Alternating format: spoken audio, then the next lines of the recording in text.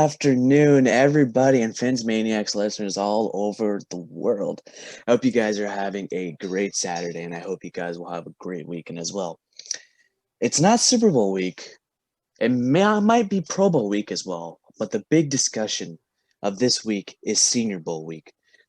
Your Miami Dolphins are coaching in the Senior Bowl and looking at the top-notch prospects from the college football and see if they're draftable, if they can get their guys in the draft, see how they are, see how they interact with other teammates. And it's basically a competitive advantage to the Miami Dolphins organization because they are one of the only two teams looking at these players, coaching them, and taking a look at their intangible assets as well.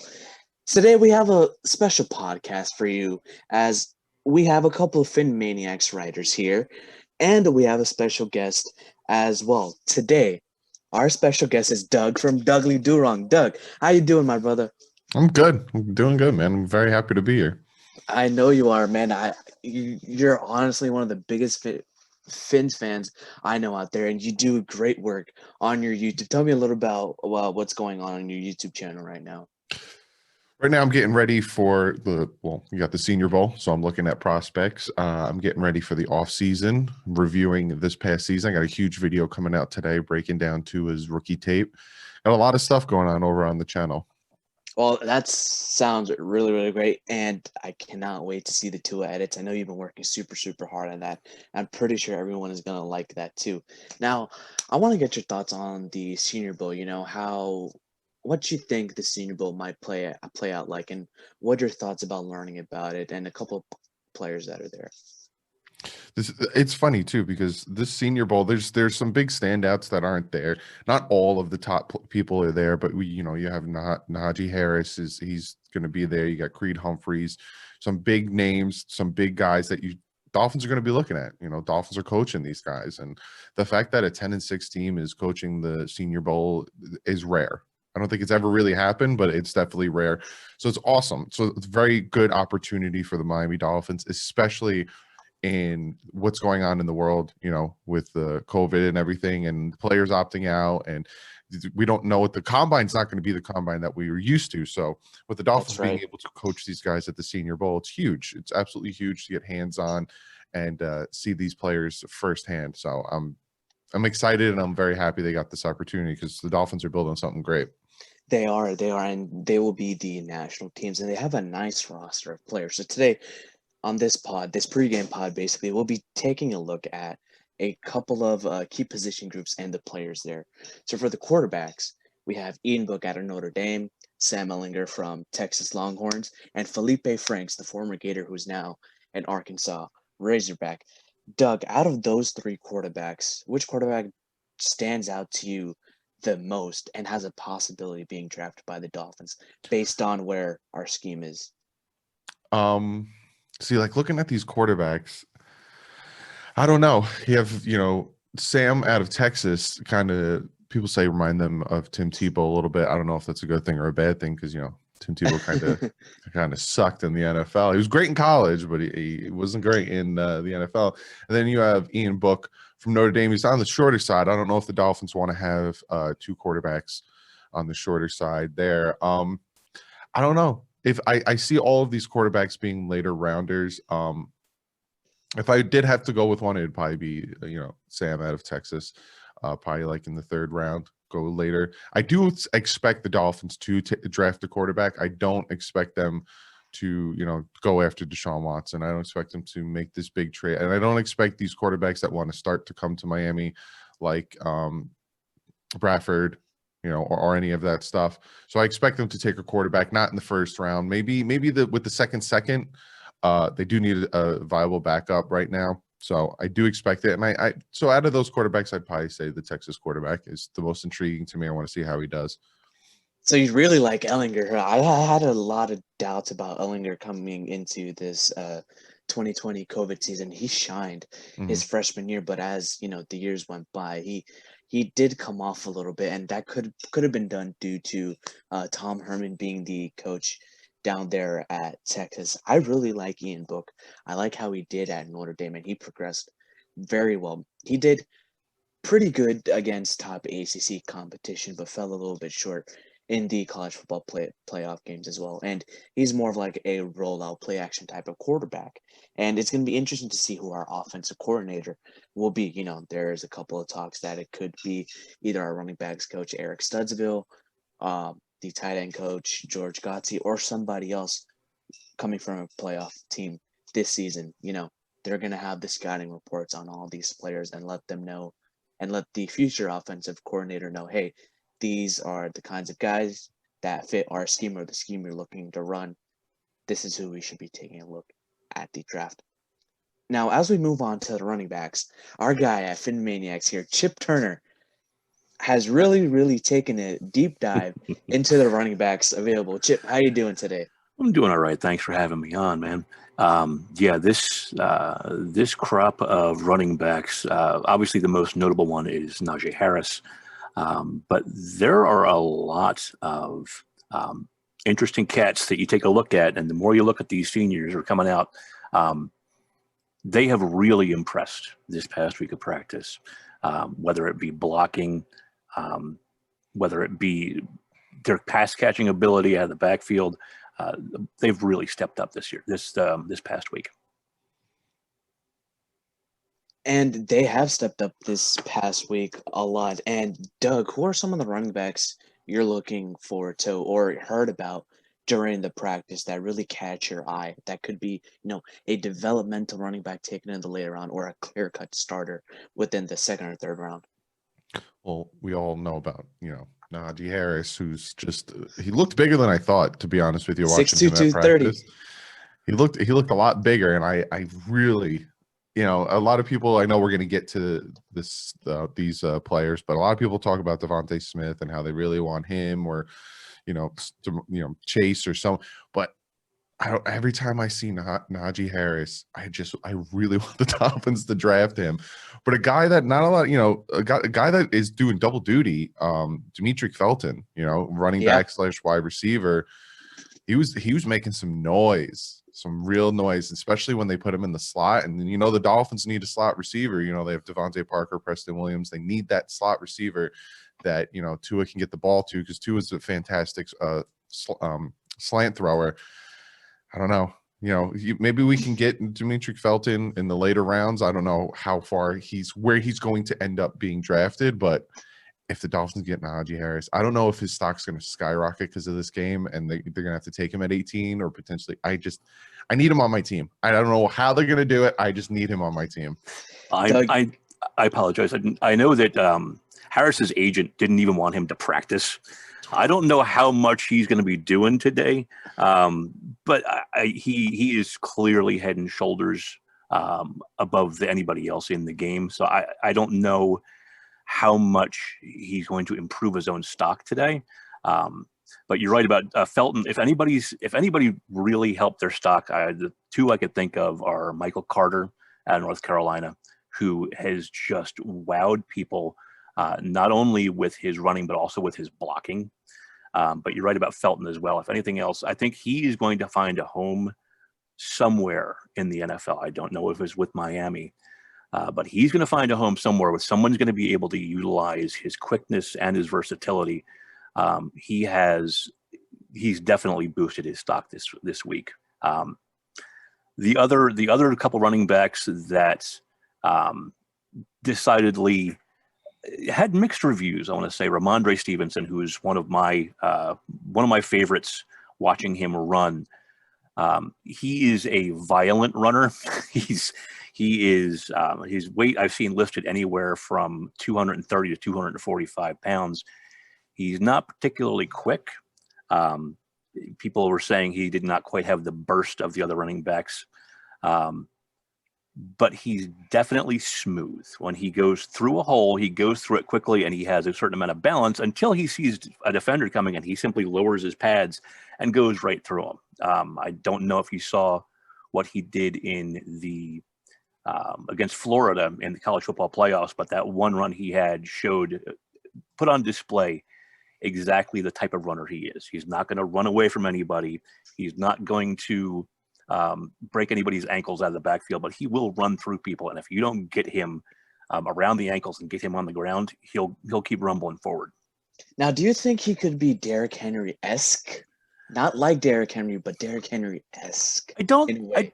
I don't think so. The player that I think is closest to Henry in this entire draft, believe it or not, is at the Senior Bowl. But I think it's Sermon. Sermon's not. I don't think Sermon's going to play because of his injury either. But Sermon reminds me more of Derrick Henry with the way that he runs. I wrote that I can't quite figure out Trey Sermon because he has some games where he looks like an absolute monster, like he did against Northwestern this year. And then he has some games where you're just like, I don't want to say disinterested because that's I think is insulting to a player. I don't think I would ever say that about somebody, but it's just, I don't know if his focus isn't there, but he has had some inconsistent performances.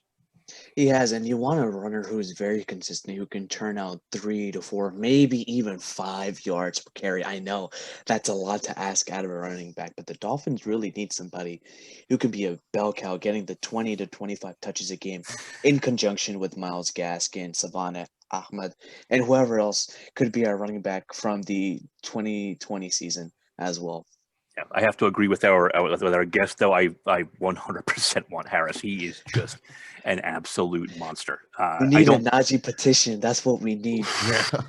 If there's a guy in the NFL, and I know it's going to sound easy to make a comparison to him because he signed with the same agency, but he reminds me. The way he runs reminds me of Marshawn Lynch. It really does. He's going to be a nasty son of a gun in this league for at least a good 4 to 5 years. I don't know how long his career will be because he does take some punishment, but he's going to be a force to be reckoned with in this league. Well, we hope so. If Najee Harris becomes a Miami Dolphins, we'd be absolutely ecstatic, and Tua would be ecstatic as well. Now, when we're talking about someone rejoining Tua, there's a guy out there who we all want. Devonta Smith, the Heisman Trophy winner, and most likely the number 1 wide receiver in the class. Tanner Elliott, another one of our PhinManiacs writers and our podcaster as well, really took a deep dive into the wide receiver class at the Senior Bowl for both the national team and the American team. Tanner, how you doing today, bud? Good. How's it going, man? Thank you for having me on. Of course, Tanner. So, Tanner, when we look at this crop of wide receivers in the Senior Bowl specifically, we have the top guy there, Devonta Smith, who might not even be playing due to injury, but is there in the meetings. We all know who Devonta Smith is. Tell us a little bit about the guys who are on the Dolphins squad and the Carolina Panthers squad as well. And who do you think could be the guy the Dolphins are really, really taking a close look at? Well, there's a couple guys that I have my eye on personally. Dwayne Eskridge, I'm sure everyone's heard of him after having a great performance in the Senior Bowl. Practices, of course. He was apparently clocked running a 4.33 in 2018, 2-3 years ago. So that's absolutely absurd. So, I really don't think he got slower. So we could see him run, a high 4.2 at the combine if they're even, who knows what they're doing with that. But there's some other people I like. Nico Collins, which, he has potential. And as I wrote, I said his play was held back by lackluster quarterback play at Michigan. Nico Collins is 6'4", so he's a jump ball guy, not a guy the Dolphins are necessarily looking for. But one guy I think the Dolphins should look at over on Carolina's team is Austin Watkins. You may know him because he's, cousins with Sammy Watkins, the number 4 overall pick out of Clemson. And he's very underrated, a very underrated receiver in this draft. He will be one of the diamonds in the rough in this draft. I personally think so. I know, and Tanner has actually a lot of diamonds in the rough this draft in the wide receiver class. Doug, when we take a look at the Senior Bowl practices, there are a couple of guys who are standing out. There's Kay Johnson, Demetric Felton, who we all spoke about, who could be a running back and a wide receiver. Nico Collins. Now, on the Carolina side of things, there's a couple guys from the ACC and the SEC side. Kadarius Toney, Amari Rogers, and Cornell Powell, who have all played in big games and have been productive. Brian Flores has said he's not looking for a big name guy or a super talented guy. He's looking for a guy that is productive and can get the job done when the moment counts. Who do you think the receivers from the national side, the Dolphins, could be taking a really, really close look out and possibly end up drafting in the later rounds. In all honesty, all the names you brought up, I agree with. Look, people forget that not only are you coaching your guys, but you're coaching against the others, so you can see where their faults are and where they shine, and you can really understand. So both the Panthers and the Dolphins are, great. They got their own guys and they're going against the others.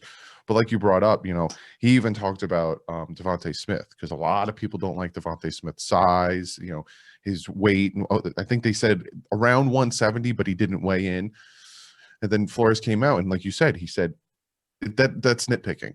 He played well, and he played well in the big games, and that's what matters. So all those names that you brought up, fantastic names. And the Dolphins desperately need some help at that position, because if you look at it, right, Devontae Parker had a fantastic year in 2019, and then he regressed again last year. He got banged up again, didn't break 1,000 yards. We have Preston Williams, who's on the field. He's dangerous, but he's just not on the field. He constantly gets injured, and then everyone else is kind of just meh. Jakeem Grant was struggling, and at some points, these wide receivers didn't even know where to line up.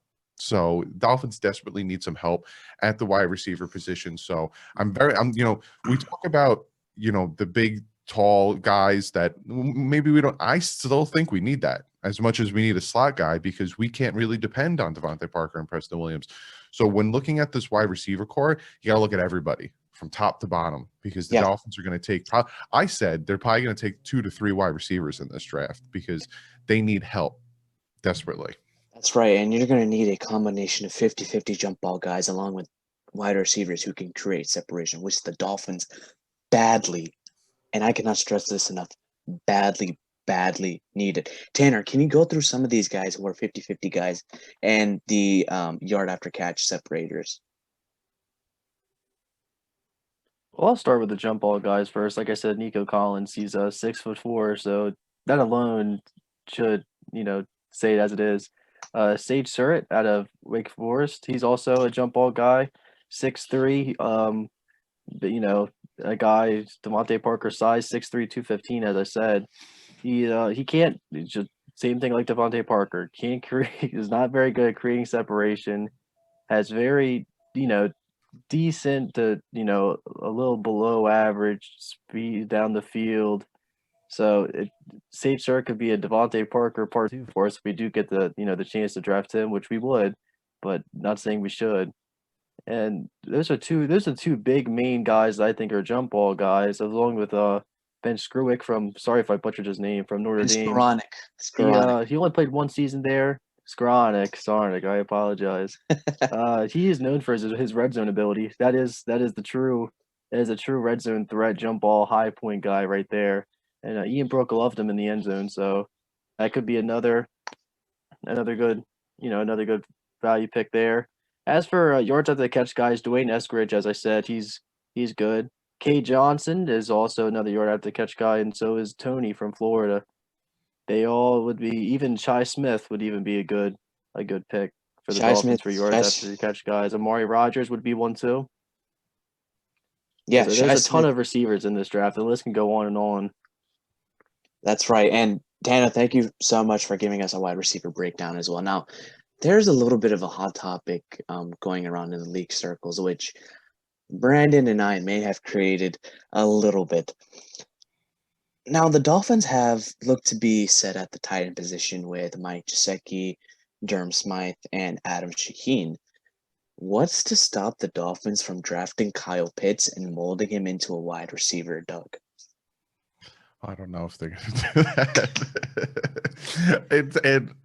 You're going to need a first. You got to use one of your firsts to get Kyle Pitts, because he's that good. He's going to be a first round pick. I don't know if that's that big of a need to take him in the first. We're actually going to talk about one of the bigger needs next, but I don't know. I like Gesicki. Gesicki, he puts his body on the line, especially now he's, going into his 3rd year, really taking off, becoming more dependable. He's actually getting better at run blocking, so I'm liking that. We have Durham Smythe, like you said. He's getting better at catching the ball. He had that nice touchdown catch where they had Tua run out to his left and had him go out to the right all by himself. He's actually getting better. And Adam Shaheen, we got him for a late late draft pick. Bears fans laughed at us. This guy sucks. He can never stay healthy. Well, he played the full season for us, and he did actually very well. So having Gesicki and Shaheen actually on the same roster is very nice. So I don't know if they're going to use a first on Pitts. If they do, it'll blow me away, and I won't be upset about it. But I do think there's bigger needs, and we're going to talk about that probably in about 2 minutes. Yeah, and that's for sure. And Chip, you're looking at the tight ends in this class. There's two that are standing out from the Dolphins end. There's Hunter Long and Kenny Yeboah. Can you delve a little bit deeper, go to the deep end and see, hey, these are these kinds of guys. Now, the Dolphins might not necessarily pick them, but they do have the scouting report on them if they do play against them. Well, Hunter Long is he is, I would call him the jack of all trades. And I don't mean that in if he can do anything you really need him. He can do everything that you would want out of a tight end with a prototypical size body. He can do all of it. Is he spectacular at any one thing? Not extremely. He's a good hands catcher. He runs routes well. He blocks well. I don't see him ever being a breakaway home run threat like Yeboah would be, but he does everything extremely well. The other one is the one that seemed to surprise a lot of people in that Kenny Yeboah, he was not known going into the Senior Bowl, I think, as a blocker, but when he transferred from Temple, that was one of his strengths. Everyone said, "Oh, this kid's a good blocker." He just wasn't asked to do it this past year.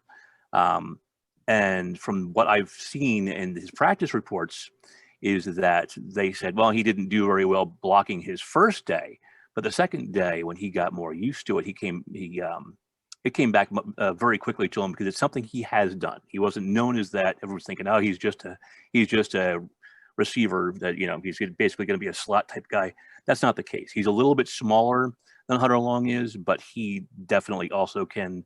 He said he took pride, and that was one of the things he took pride in coming out of Temple, is that he wasn't scared to block, and he did it fairly well. That's right. And with the tight end, you have to know how to block in the running game and even in passing game to pass protect your quarterback. And that's something Mike Gesicki is still learning. He's got a little bit better. And as Doug said, him and the Durham Smythe combo at tight end is working out really, really nicely. It is. I wonder, and I agree that I don't think Kyle Pitts would be a target in the first round. If for some reason Miami were to trade back and someone basically jumped ahead of him, took Devonta Smith, I could see the draft going a different direction. And at that point, Kyle Pitts may make a little bit of sense. But I would not be a bit surprised to see them take another tight end late. If Long or Yeboah is still around in the fourth or so, if they've traded back, we'll see. All right, that's correct, and thank you so much for your work with the tight ends, Chip. So, Doug, Penei Sewell.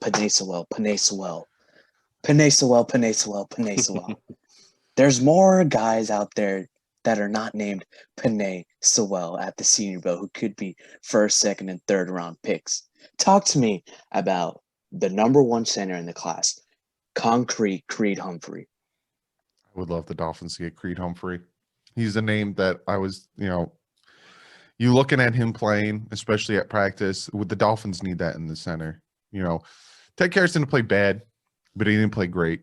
Well, watching film, especially with Tua throwing the ball, the kid didn't have much time, and there were some times that he got hit, and you're watching the offensive line blocking, and there's always a guy standing there with no one in front of him, but then Tua's on the ground. Like, come on, you got to do better than that, especially if you want this kid to develop into anything good. Creed Humphreys is a great name. Also, David Moore, another great name that had a fantastic practice. Quinn, I'm going to butcher his last name, Miners. Another great guy. The Dolphins are going to be focusing on the trenches in the practices, in the game, because it's incredibly important, especially with the offensive line. If the Dolphins want to get any type of run game, which is pivotal on this offense to do better, They need to have a run game because, like I said, watching the film of this past season, a lot of times the defense didn't give a crap about the run game. Dolphins would run play action and they would just laugh and keep dropping into coverage. Like they didn't Yeah. give a, you're not going to run it on us. They 'cause you wouldn't can't. bite. They wouldn't bite on us. No, and that led us to their not even front four would scoring. be able to stop whatever type of run they would do. So they would just drop into coverage. So then two would roll out to his left and no one's open. So that Dolphins desperately need some help. Eric Flowers at first seemed to be a good pickup for the Dolphins. Then as the season went on, they took Solomon Kinley, put him at left guard against the Patriots. We rushed for over 100-something yards. So I don't know if, Eric Flowers, Jesse Davis struggled big time. Tech Harris was all right, like I said, but he's a free agent. I expect a lot of interior guys now. I think they'll stick with Hunt and Jackson on the outside. I expect a lot of interior guys. Sewell, if they will they take him at 3, throw him on the inside? I don't know, but it's a good discussion to have, and the Dolphins do need some more help at that offensive line position. So when we're talking about interior line, specifically the guard and center position, that is the crucial foundation for the running game. And as you said, with Eric Flowers and Jesse Davis, they struggled a little bit. And then once we inserted Solomon Kinley and Robert Hunt, had a little bit of the combo. We had some success. And these guys are rookies, man, compared to NFL veterans. And it depends on the type of scheme of the running game. The Dolphins went towards a zone running scheme in between the tackles or bouncing outside, maybe sometimes up the gut for the power running game. We talk about Creed Humphrey. There are some length concerns, but with him, this dude is just a straight mauler, man. I mean, he comes from a wrestling background and he can hold his own. He reminds me of the Big Show a little bit. He reminds me of the Big Show a little bit and absolutely mauling people, just taking them and throwing them across the room. Chip, I noticed you laughed when I said Big Show. Do you have a player comparison for him? Maybe not necessarily in the WWE. I honestly because now thanks very much. All I can picture is the Big Show at center, just smashing people and slapping them, knocking them out. That just threw everything out of my brain. Thanks very much. You're welcome. He's a mauler, and he is. I don't want to say like a Pouncey because he doesn't. They don't play very similarly. He plays low. He plays dirty. He's gonna fight you to the end when he gets inside it. I agree about the length concerns and being able to get his hands on some of the better defensive tackles coming at him. But once he gets his hands on you, you're not going to go very far. So comparison-wise, that's kind of a tough one. Yeah, I'm at a loss right now. All I can think of now is his Big Show just slapping somebody right in the chest. So thanks very much for that. Maybe in The Rock. He could be Dwayne Johnson, who played football before. You talk about Quinn Miners, Doug, and that's actually interesting because I just had an article come out yesterday about him, the Wisconsin Whitewater product. Apparently, he broke his hand during practice and, was in a bit of a skirmish with Brian Flores, begging him to play in the game with the broken hand. I mean, this guy's tough. He is nasty. He throws people around like a rag doll, and he can play guard and center. He's a relentless run blocker, and he makes those holds. He's a bulldozer, man. I mean, when you look at his practice tape, what do you see, Doug? Like you said, just throwing people. And that's what the Dolphins need.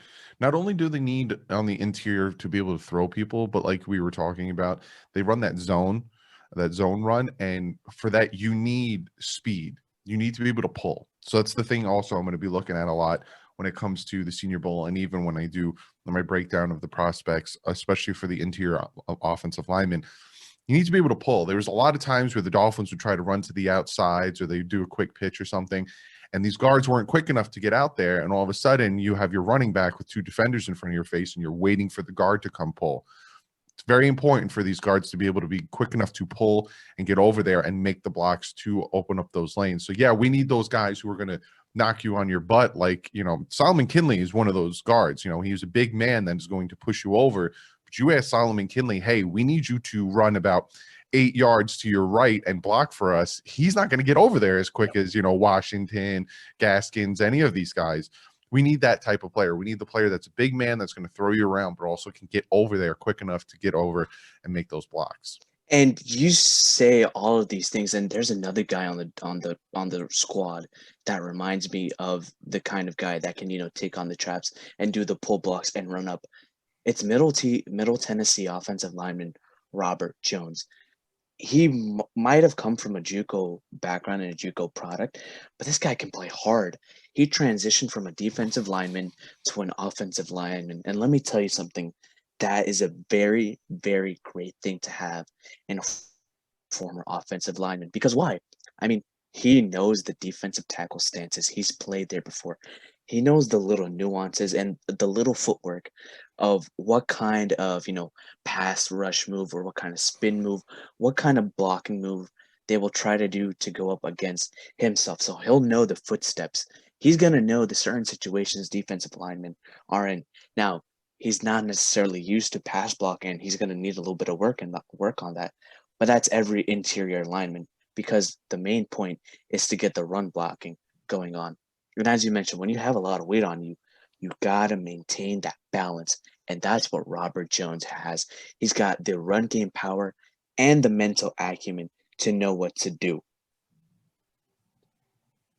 So those are the offensive linemen we're going to be looking at. And, hopefully we draft somebody in the first or second round that is a capable starter, just a plug and play. On the defensive side of the ball, there are a couple guys who the Dolphins might look to draft for depth. Chip and Doug, who are some of the defenders on the defensive line, the 4-3, 3-4 kind of guys that you guys are looking at. You go ahead, Doug. I didn't want to talk over Chip. No, that's perfectly fine. When it comes to the defensive line, I think interior, I think we're pretty good. I'm not saying we're set at interior, with Zeiler, with Christian Wilkins, Raekwon Davis. Gotcha is probably not coming back the way those three guys played in front of him. Manuel Agba got 9 sacks this year. It's pretty good. Shaq Lawson had about 4. I wish I got more out of him. What I need to see from what we pick up when it comes to the defensive line, especially with these scouts and these guys playing at the Senior Bowl, I'm looking at pass rusher. I want a more consistent pass rush from this Dolphin defense, because there were games where we got no pressure on the quarterback, no sacks on the quarterback, and they had time and time to throw the ball, and that killed our secondary. So you look at someone like a Patrick Jones, who's a good edge rusher. I'd like to see him potentially get picked up by the Dolphins. I also would like to see what he can do in this game. Again, I'm more looking for the guys on the outside. I want them to be able to set the edge, and I want them to get after the quarterback, because the Dolphins, fun fact, were one of the top teams in blitzing, and that's because our front four couldn't get the job done on their own. So we had to consistently blitz, which then brings people out of coverage and hurts us. That's why Jerome Baker had 7 sacks. He was the second sack leader on the team, because they had to consistently blitz him because we weren't getting pressure. So I'd like to see our front four get pressure on their own, and I'm looking at someone like Patrick Jones. I'm keeping my eye on him. Yeah, I tend to agree with that about Jones. He'd be nice to have. I really like I like how Raekwon Davis developed this year, because he started off a little bit inconsistent, but he's done. I think he did exactly what Brian Flores wanted him to do, and that is he occupied. He basically sat in the he got in the middle of the defensive line, occupied 2 offensive linemen, and they couldn't move him. Now, the only thing I would have liked to have seen is him get a little bit more penetration into the backfield, which he did not do much of. I don't know if that's something he's capable of doing, is something he'll develop into. I know he didn't do a lot of that his last year at Alabama. He did a lot of similar things that he did for the Dolphins, just at the collegiate level. And I wonder if Jones, like you're saying, would be a good option to have in there, because he does tend to get a little bit into the backfield a little bit better. He'd be a nice option to have. I honestly don't know if that is the scheme that the Dolphins are going to run. Because of, like you were saying, Baker got in the backfield. You had a lot of penetration from different areas because Raekwon Davis simply anchored the middle of the defensive line and freed up everybody else. So I think Jones will be a nice option to have to come in, but I don't know if that's in the Dolphins' plans. Yeah, and I mean that's great to hear because necessarily you might have your starters on the front four, but you're looking for that depth piece that really takes you over the edge. And the guy who I'm really, really looking at and that I'm loving and I'm jumping the gun for is Washington's defensive tackle Levi Onwuzurike. I hope I said his name right. Like I said, I hope he does. I hope he doesn't maul me like I'm an offensive lineman that he really, really hates. So I believe this guy can be the steal of the draft. I mean, he's quick, he's physical, and he's not your typical defensive tackle, that big guy who might not be able to run after the passer. He's very lean in his frame, and he beats every single lineman off the snap vertically. I mean, he just shoots straight out of the gap and able to get into that backfield, like you said, Doug, which the Dolphins need to be able to get that penetration. You know, if an offensive lineman is overpowering himself, he's able to spin around using a spin move and use his speed. You know, he has a knack to get into the backfield and take down the quarterback or even pressure him, which allows, maybe a linebacker and another defensive end to clean up and take away the big play. He might need to add a little bit more strength onto himself, but I see flashes of a guy you like, and his name is Aaron Donald of the Los Angeles Rams. If the Dolphins, like how they develop with Raekwon Davis and how they develop with Zach Sealer, if they can get that going with Levi Onwuzurike, I believe we will have a star on our hands if we potentially draft him. And as you said, we had a lot of linebackers who were able to generate sacks, being able to get into that gap with Jerome Baker, Kyle Van Noy, Landon Roberts. We need more of a Mike guy that is in the middle of the field, absolutely demolishing people in the run game and covering. And there's a couple guys there. There's Tony Fields, Justin Hilliard, and Chaz Surratt. Doug, which one do you think the Dolphins could be looking at very, very closely that could be a key special teams contributor and insert themselves, kind of like the way Andrew Van Ginkel did later on into the season? You named a bunch of good guys there, and it's a huge versatility position. Because like you said, you got like Fedulum and all these guys that really, really, need to develop, and that's the type of players that Brian Flores loves. The versatility. Look what he did with Brandon Jones. Brandon Jones took in the 3rd round, safety, banged up. I remember when we took him, I was like, why? And then all of a sudden, he was all over the field. So I'm loving. I literally. All of the names you said are some of the guys that I'm really looking at, because that's the type of player that Brian Flores likes. Is if you could play everywhere, I'm going to draft you. You got the big names, but then you got these types of players that you could take later in the draft and that can come in and be very impactful, because we've seen a lot of these, especially this past draft, a lot of impactful players. We had 6 starters on the previous draft, so really liking it. You. One of the, I'm curious if you don't mind, just have a question about that. The guy that has really caught my eye has been Chaz Surratt, because he has done so well in a very short time after not only switching positions, but switching sides of the field. He went from quarterback to linebacker, and he recognizes plays very quickly. That's one thing I noticed about him. He can do it all. He's got prototypical size for a Mike. He can pass cover. He can pass rush. He doesn't seem to get lost in the wash of run blocking. He's big enough to shed blockers.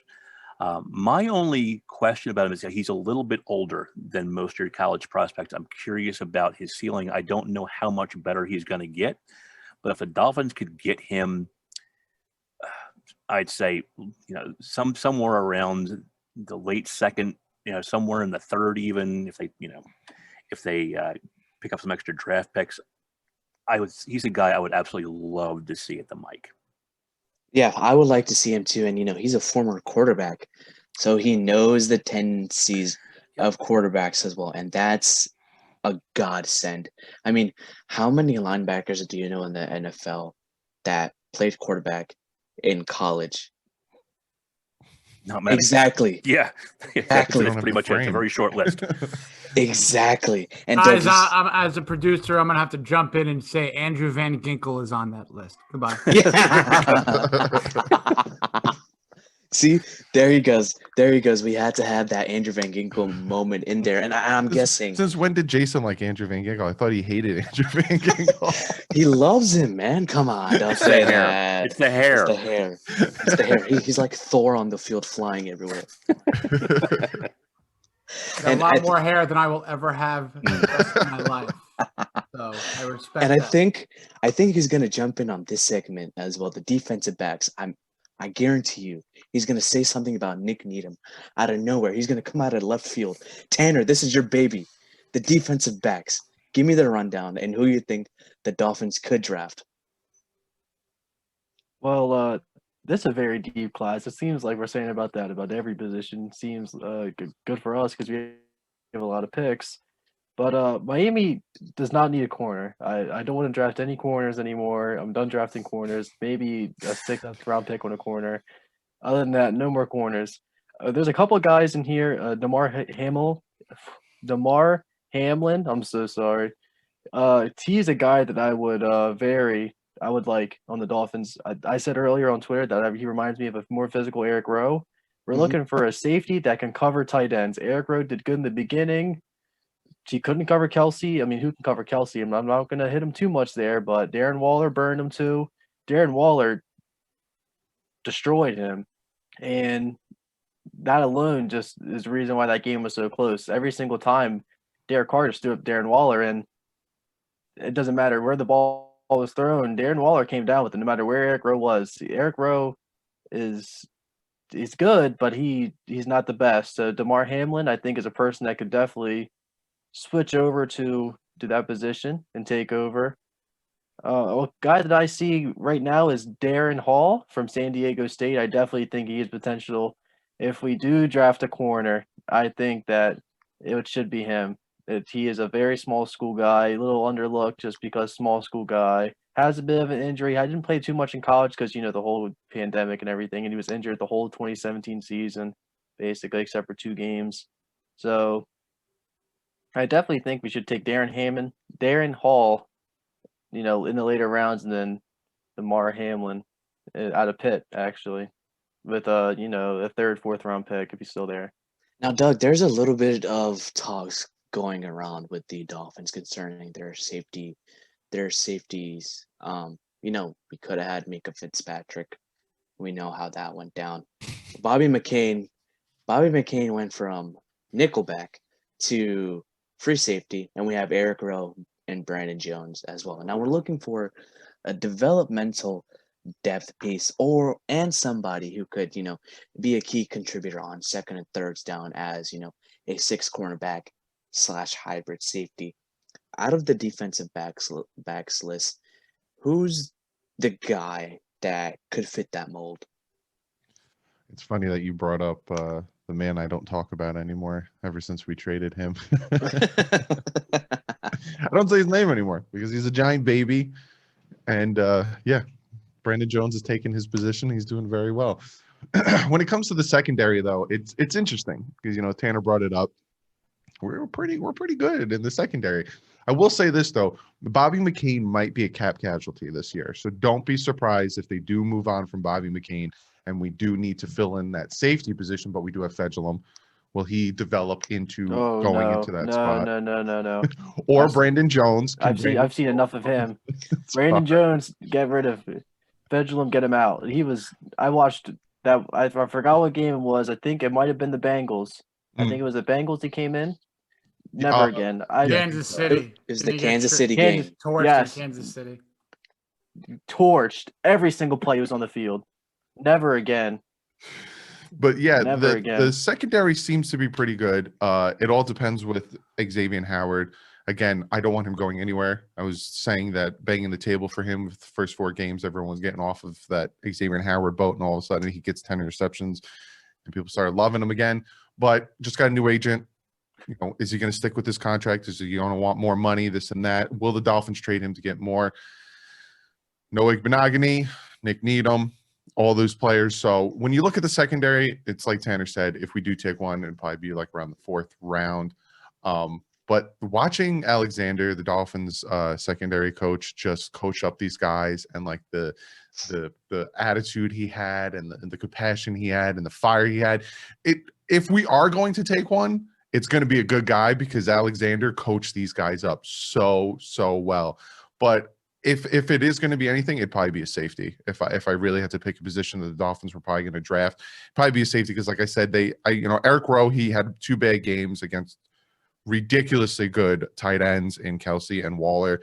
The game against Waller, he was on every coverage. If you notice, when the ball was thrown to Waller, Eric Rowe was there. It's just Waller is just ridiculous. So I'm fine with Eric Rowe, but it's Bobby McCain. He might be a cap casualty where they get rid of him to save up cap space and try to refill that position with a draft pick or free agency. We'll see. But when it comes to the secondary, I don't see a corner. But like Tanner said, if it does happen, it'll probably be like in the 4th round.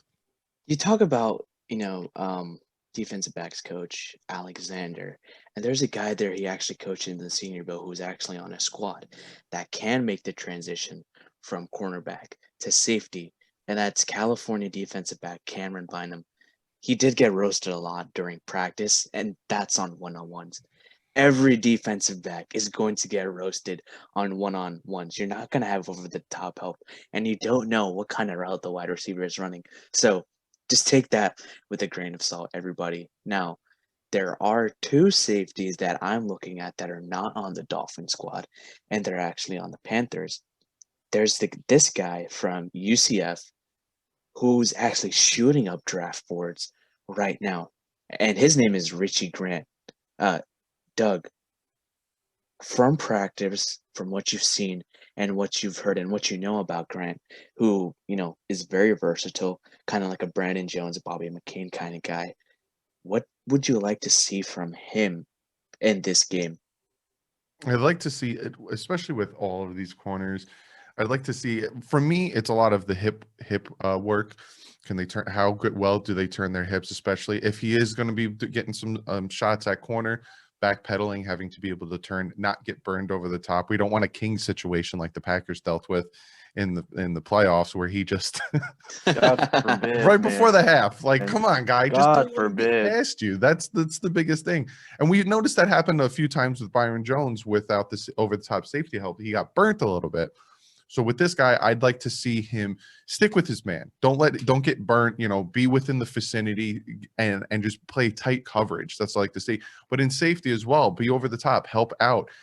Will he also be playing at the line of scrimmage? I'm very interested to see what type of defensive scheme the Dolphins are going to have these seniors play. Now, is it going to be vanilla?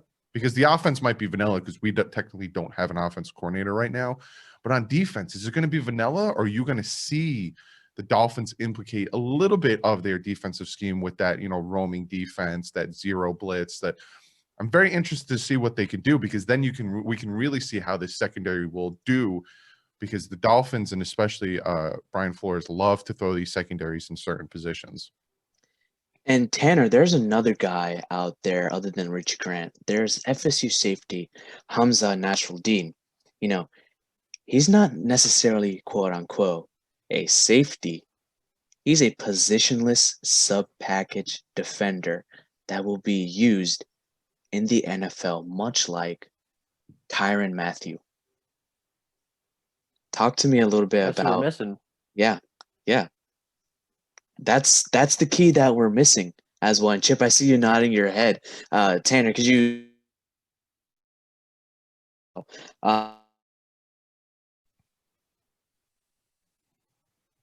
Well, I didn't do too much on him, but like you said, he's a Tyrann Mathieu type player, and that's exactly what we're missing. A player that's, can get the turnover for you, not only with interceptions, but forced fumbles as well. Eric Rowe, like Douglie said, he's good. He got torched by probably the 2 best, maybe if you count George Kittle, top 2 tight ends in the league.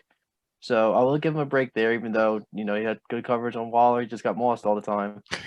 But like you said, he can play it all. He can really play in the box. He can play deep safety. I think Brian Flores, if he has a chance to get him, he could turn him into a smart player who can eventually turn into Tyrann Mathieu. Hopefully, the whole thing doesn't happen with him and the Texans. That happens with, you know what I mean? Hopefully, that doesn't happen to us if we do get him. Same thing with Mika Fitzpatrick with us. Sorry for saying his name again. But if we can get a player like that, I think it'll be very, very beneficial for our defense, because that is really the one piece that we're missing, other than edge rush and better linebacker play depth wise when stars are out. If I could just chime in real quick on Nasrulladean, I think the one thing that he offers that even more so than even like a Tyrann Mathieu, or like there's a kid named Ardarius Washington in the draft that I absolutely love. It actually reminds me very much of the Honey Badger. Nasrulladean is huge. He's big. You want a guy that can stop a Darren Waller. You want somebody that's going to match up against Travis Kelce. Hamza Nasrulladean is 6'4". He's a big guy. You want to stop getting mossed type guy. Yeah, you want to stop getting mossed. He's your guy that you're going to want to be putting on opposing tight ends. I wouldn't object to getting him just for that very purpose. Just to say, look, this is the weak spot in our defense. We can't stop huge tight ends, and it was blatantly apparent last year that they couldn't. I think Nasrulladean would be absolutely perfect for that, just for that specific reason. And as a sub-package defender in the dime package, you can take out all the linebackers. Mm-hmm. You have your corners. You have Nasrulladean smack dam right in the middle of the field, looking at the tight end, reading the quarterback as well, because he has that type of skill set. Mm-hmm. And if he is picked by the Miami Dolphins, this defense is going to be way, way better than last season and take on much more picks and give up even less yardage. Now, before we wrap up, we do this every single time here at PhinManiacs. Doug, I'm going to give this to you first, since you're a special guest. What's your score prediction about the Senior Bowl, and do you see the Dolphins team coming out on top? I don't think I've ever, in my life of watching football, gave a score prediction for the Senior Bowl. It's kind of like giving a score prediction for the Pro Bowl. I do think I'm very interested to see the Dolphins coaching staff and what they do. I like who the Dolphins have on their team with Najee Harris, but like we were talking about, we're probably not going to see him because that'd be really dumb for him to play at all. God forbid something happens. Same thing with Devontae Smith. I don't expect to see him play. I'm going to say, just because I'm, I don't know if you can tell behind me, I'm a little bit of a Dolphins fan. I'm going to pick the national team. Screw it. Why not? I'm going to go with my guy, Brian Flores. I'm really interested to see who at what points is calling the offense. 24-17 national team. All right. Tanner, give it a go. Oh, man. You know what? Let's say I'll do 17-14 national team. Low scoring game. Chip, give me the score. I'm going to go a little bit higher. I mean, I understand the Pro Bowl is a good comparison. I don't think it's going to be, I don't think they're going to be quite doing the two-hand touch thing like the Pro Bowlers do, simply because this is going to be one of the last chances that these seniors have to impress pro squads. I mean, other than this, you've got a very limited scouting combine, and you've got Zoom meetings. You've got basically what we're doing with coaches talking to players, and I don't think you're going to be able to get a really good grasp on them athletically that way. So I'm going to say a little bit higher. I don't think anyone's going to, be out there trying to take anyone's head off simply because they all understand now they have agents and they want to make a living. But I'm going to go something like, say 38-34 national. Ooh. And our producer, Jason, give me your MVP for this game. Oh, you're going to give me that question? I was already calculating the score, and you're giving me the hardball? I'm going to go with a guy who maybe can get like 2 touchdowns, just maybe on like 3 or 4 repetitions. Maybe like Nico Collins from Michigan. I mean, I was going to talk about him because I'm a big fan of his. I want a big receiver for the Dolphins, and I think Doug mentioned this. 2 or 3 receivers maybe drafted, and I think that one of them needs to be a specialist, and that's just kind of a tall, go up and get it kind of guy. So you know what? 4 catches, 2 touchdowns, 80 yards. Nico Collins. I like Collins as well. The quarterback play at Michigan was a little rough at times. But hey, here we are, Senior Bowl. And guys, Doug, Tanner, Chip, thank you guys so much for coming on this special edition of the Scouting Combine. It's a special week here, and we wish we were all there at Mobile in this COVID-19 pandemic. So thank you guys again. And as always, guys, fins up. Fins up.